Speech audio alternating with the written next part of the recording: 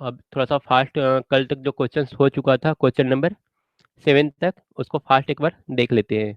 और इसमें जो सबसे पहला क्वेश्चन था, क्षारीय बैटरियां निम्नलिखित क्रिया द्वारा विद्युत उत्पन्न करती है। और इसका जो सही आंसर था वो डी था, रासायनिक क्रिया। उसके बाद क्वेश्चन नंबर 2, आरआरबी एलपी का स्थिर वोल्टेज चार्जिंग विधि में डिस्चार्ज से पूर्ण चार्जिंग तक करंट का वैल्यू क्या होता है। इसका जो सही आंसर था वो था बी, कम होता जाता है। और उसके बाद था क्वेश्चन नंबर 3, किस प्रक्रिया में गैसिंग संपन्न होती है। तो यहाँ पर मैंने बताया था लेड एसिड सेल में, लो का आंसर सी आया था, पर सी इसका आंसर सही नहीं है, ठीक है, क्योंकि यहाँ पर एक चार्जिंग प्रक्रिया लिखा हुआ है। एक्चुअली जब ओवर चार्ज करते हैं, फुल चार्ज होने के बाद भी जब चार्ज होता रहता है, तो इस दौरान हाइड्रोजन और ऑक्सीजन जैसा गैस प्रोड्यूस होता है और ये डेंजरस होता है उस बैटरी के लिए, उसका लाइफ खत्म कर देता है और साथ में विस्फोट भी हो सकते हैं। तो ये ओवर चार्जिंग के केस में होता है और लेड एसिड सेल में ही होता है, चार्जिंग की क्रिया में या डिस्चार्जिंग की क्रिया में नहीं होता है। तो इसमें जो सही आंसर होगा वो डी होगा, 3 का। उसके बाद चंद्रशेखर बोल रहे हैं सर हिंदी में भी क्वेश्चन बोल दीजिएगा। ऑलरेडी क्वेश्चन हिंदी में लिखा हुआ है और क्वेश्चन हम बोल रहे हैं। अगर आप एसएससी जेई के लिए बोल रहे हैं तो वहाँ पर हाँ हिंदी में ही बोलेंगे क्वेश्चंस को हिंदी में बोलेंगे। और इस बार इसी टाइप का क्वेश्चन रहेगा, आर के राजपूत या फिर जेवी गुप्ता टाइप का क्वेश्चन। और उसके बाद 4 नंबर क्वेश्चन था, 6 सेलों को जिनमें से प्रत्येक का ईएमएफ ई है, श्रेणी में जोड़ा जाता है, इस यौगिक का प्रभावी ईएमएफ क्या होगा। तो सीरीज में है तो सिंपल सबको ऐड कर देंगे, अगर पैरेलल में होता तो ई रह जाता, सीरीज में है तो सबको ऐड करेंगे और ये 6 ई हो जाएगा, 4 नंबर। उसके बाद 5 नंबर क्वेश्चन, किसके द्वारा इलेक्ट्रोलाइट का अपेक्षिक घनत्व मापते हैं। तो हाइग्रोमीटर, लेक्टोमीटर, ये सारा इसका नहीं है। ह्यूमिडिटी को माप, हाइग्रोमीटर से ह्यूमिडिटी मापते हैं एटमॉस्फेयर का, लेक्टोमीटर से मिल्क का शुद्धता मापते हैं, और टेकोमीटर से हम लोग स्पीड मेजर करते हैं। तो सही आंसर इसका क्या होगा, हाइड्रोमीटर, सी इसका सही आंसर था।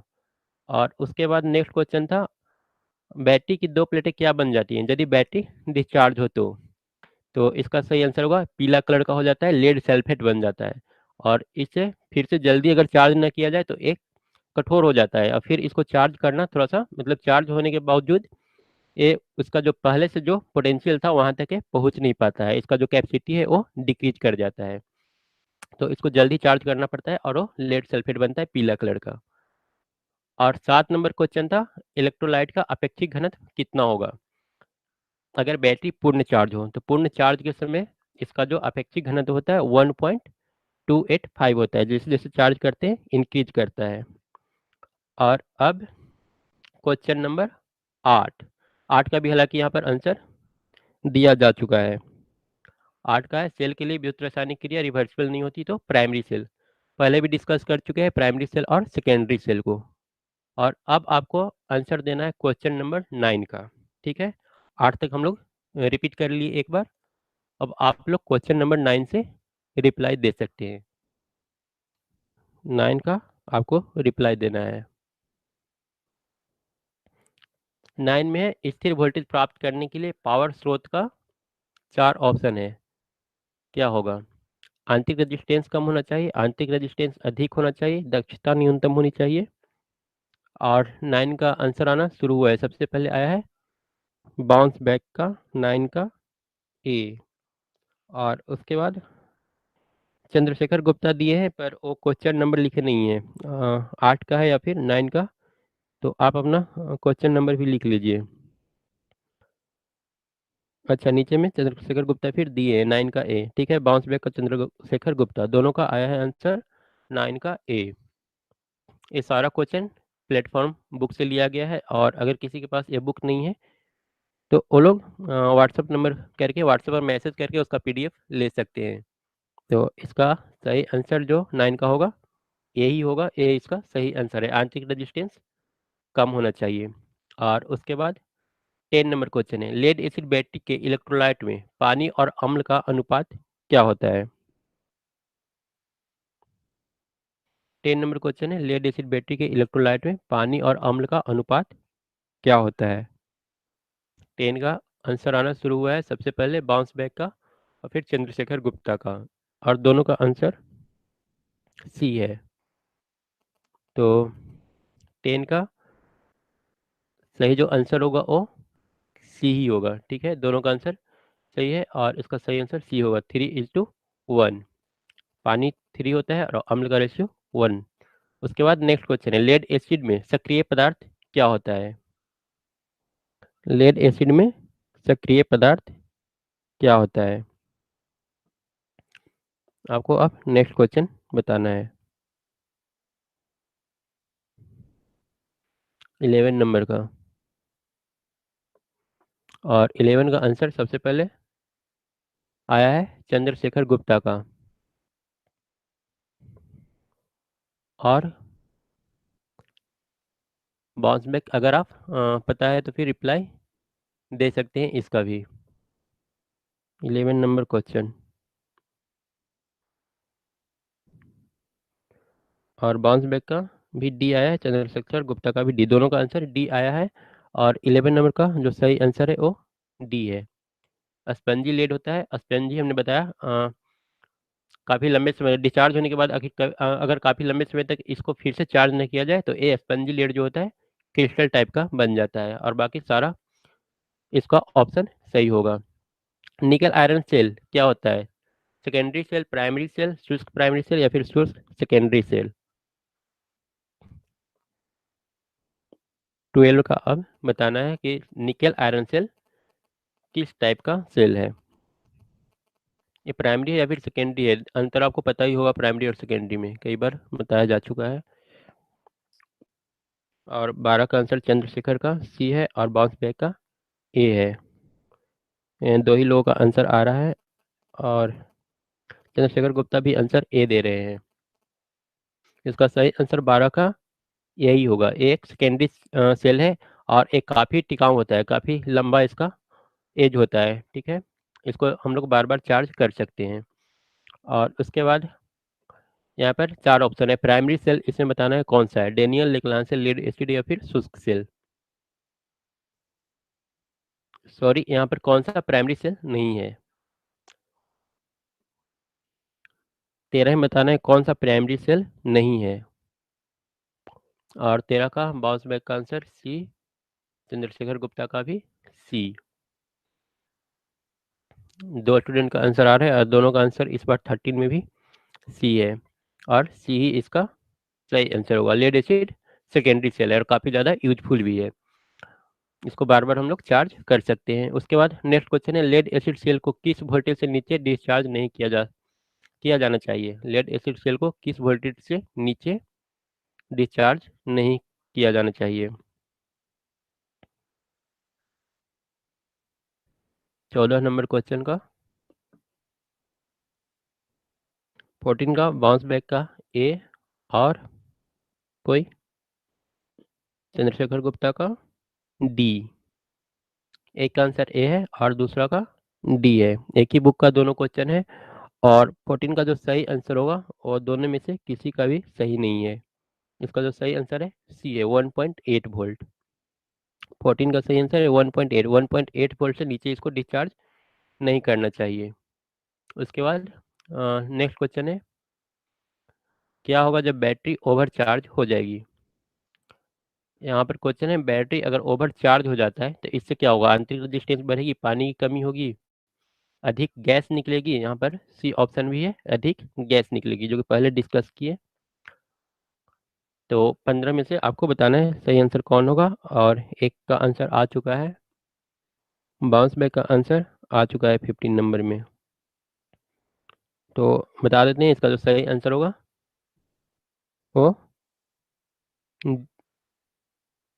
डी होगा। ठीक है, सारा लक्षण होता है जब बैटरी ओवर चार्ज हो जाता है तो अधिक गैस भी निकलता है और पानी की भी कमी हो जाती है, आंतरिक रेजिस्टेंस भी बढ़ जाता है। तो उसके बाद चंद्रशेखर गुप्ता का भी डी ही आया। उसके बाद नेक्स्ट क्वेश्चन है, लेड एसिड बैटरी का कंटेनर किस पदार्थ का बना होता है? लेड एसिड बैटरी का कंटेनर किस पदार्थ का बना होता है? 16 नंबर, चंद्रशेखर गुप्ता का आंसर आया है सी, और बाउंस बैक का भी सी। इसका जो सही आंसर होगा 16 का वो सी ही होगा, हार्ड रबर का। उसके बाद नेक्स्ट क्वेश्चन है, निम्न में से कौन एडिशन सेल में प्रयुक्त इलेक्ट्रोलाइट है? एडिशन सेल का और दूसरा नाम क्या है? तो ठीक है, उसको भी बताएंगे। और निम्न में से कौन से एडिशन सेल में प्रयुक्त इलेक्ट्रोलाइट है? एडिशन सेल में कौन सा इलेक्ट्रोलाइट है जो यूज होता है? 17 नंबर का बताना है। सल्फ्यूरिक एसिड होगा, निकल हाइड्राइड होगा, नाइट्रिक एसिड होगा। और बाउंस बैक का आंसर ए आया है और चंद्रशेखर का बी आया है। तो यहाँ पर फिर दोनों स्टूडेंट का अलग अलग आंसर आया है और 17 का जो सही आंसर होगा वो होगा बी, पोटेशियम हाइड्रोक्साइड। यहाँ पर पोटेशियम हाइड्रोक्साइड यूज होता है और साथ में लिथियम हाइड्रेट, जो कि यहाँ पर ऑप्शन में नहीं है। लिथियम हाइड्रेट दूसरा है इलेक्ट्रोलाइट जो कि यूज होता है, NiFe। ठीक है, इसका दूसरा नाम है। उसके बाद एक सेकेंडरी सेल है, ठीक है, NiFe सेकेंडरी सेल है। और उसके बाद बैटरी के प्लेट का रंग कैसा होगा जब बैटरी डिस्चार्ज हो? जब बैटरी डिस्चार्ज होगा तो बैटरी के प्लेट का रंग कैसा होगा? 18 नंबर। 18 नंबर में बताना है बैटरी का प्लेट का रंग कैसा हो जाएगा जब बैटरी डिस्चार्ज हो तब। 18 का अभी आंसर नहीं आया है, तो 18 का आंसर अब हम खुद से प्रोवाइड करा देते हैं। 18 का जो सही आंसर होगा, और चंद्रशेखर गुप्ता का डी, बाउंस बैक का डी। ठीक है, दोनों स्टूडेंट का आंसर डी आया है। इसका जो सही आंसर होगा वो 18 का डी ही होगा, सफ़ेद। बैटरी प्लेट का रंग डिस्चार्ज होने के बाद सफ़ेद हो जाता है। उसके बाद है नेक्स्ट क्वेश्चन, कैडमियम धातु के प्रयोग से सेल का आंतरिक प्रतिरोध क्या होगा, बढ़ेगा या फिर घटेगा? यहाँ पर कैडमियम धातु के प्रयोग से सेल का आंतरिक प्रतिरोध घटेगा या फिर बढ़ेगा? 19 नंबर का आंसर देना है। और बाउंस बैक बोल रहे हैं, और असलम अंसारी का आंसर ए आया है, चंद्रशेखर का ए, बाउंस बैक का ए। मतलब कि दोनों स्टूडेंट का आंसर ए आया है। और बाउंस बैक बोल रहे कटअप जनरली 60 से 70% ही रहता है किसी भी एग्जाम का। और 19 का जो सही आंसर होगा वो होगा ए, घटता है। ये इसका सही आंसर है। उसके बाद नेक्स्ट है 20 नंबर।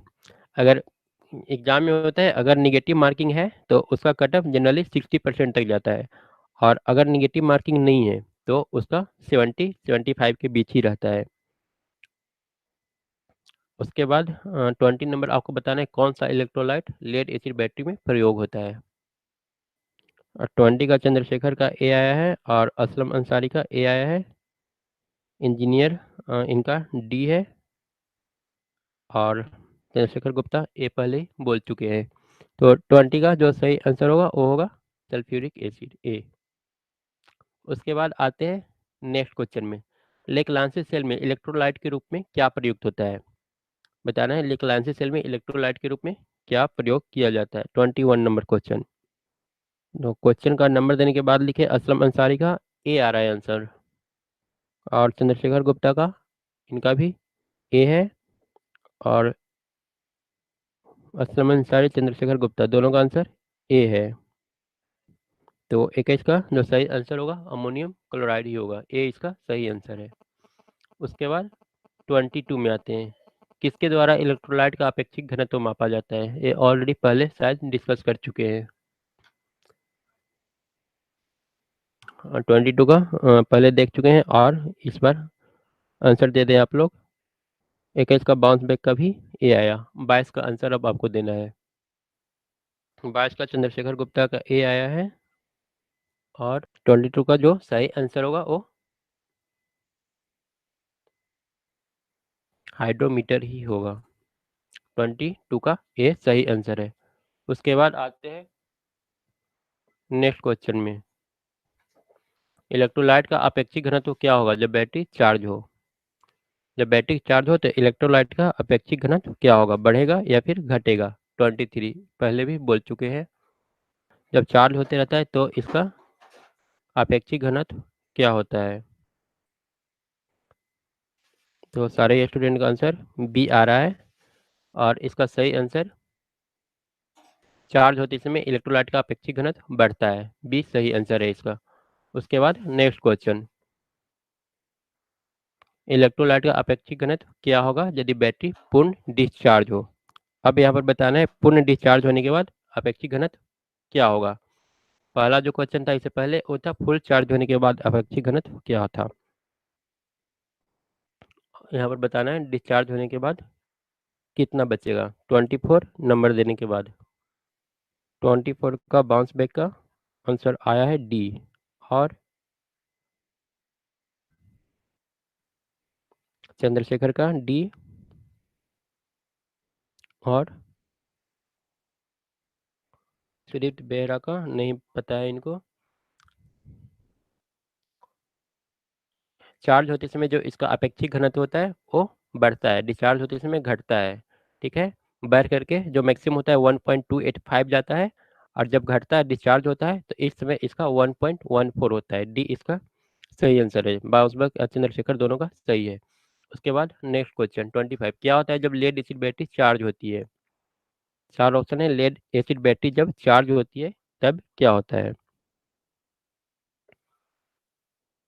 25 नंबर क्वेश्चन है। एनोड का रंग बदल जाता है, सेल का वोल्टेज कम हो जाता है, इलेक्ट्रोलाइट का स्पेसिफिक ग्रेविटी बढ़ जाती है, धारा का मान अति निम्न हो जाता है। चंद्रशेखर का सी। और सुदीप्त बेहरा का सी। दो स्टूडेंट का आंसर सी आ चुका है। और इसका अब सही आंसर बता दे रहे हैं। 25 का ऑलरेडी कई बार बता चुके हैं। 25 का सही आंसर सी होगा, इलेक्ट्रोलाइट का स्पेसिफिक ग्रेविटी बढ़ेगा जब चार्ज होगा तो। उसके बाद नेक्स्ट क्वेश्चन है 26, शुष्क सेल का ऋणात्मक पोल निम्न में से किस चीज से बना होता है। शुष्क सेल का ऋणात्मक पोल किस चीज का बना होता है। 26 नंबर चंद्रशेखर का आंसर आ चुका है। और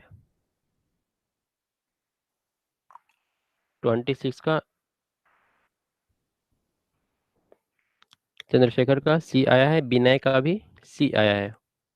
दो स्टूडेंट का आंसर सी आया है। उसके बाद सुदीप बेहरा का आंसर जस्ता है, मतलब कि सी ही है। और 26 का जो सही आंसर होगा वो सी ही होगा।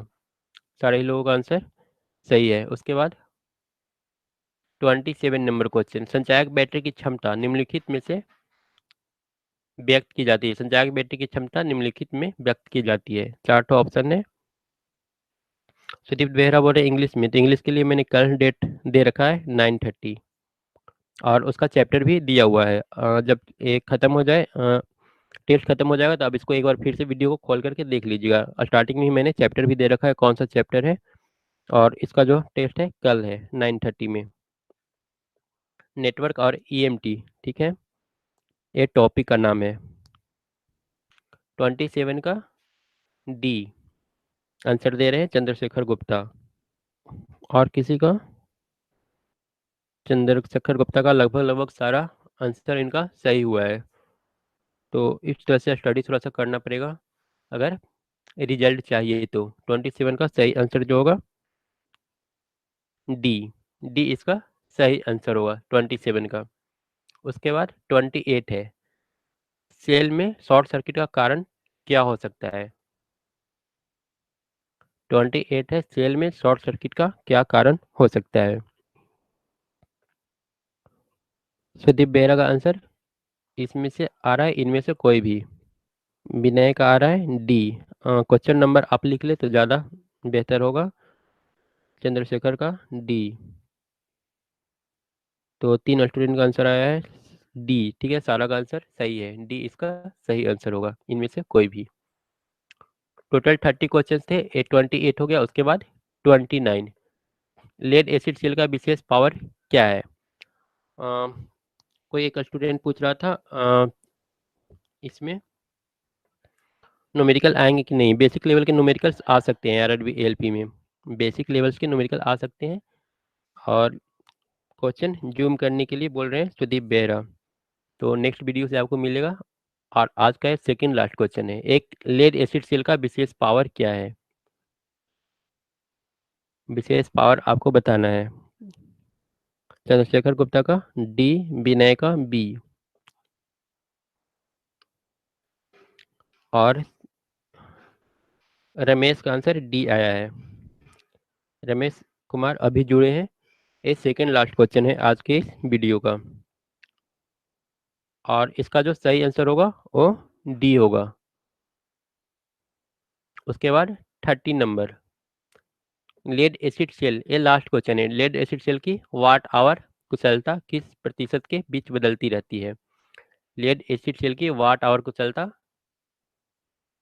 किस प्रतिशत के बीच बदलती रहती है?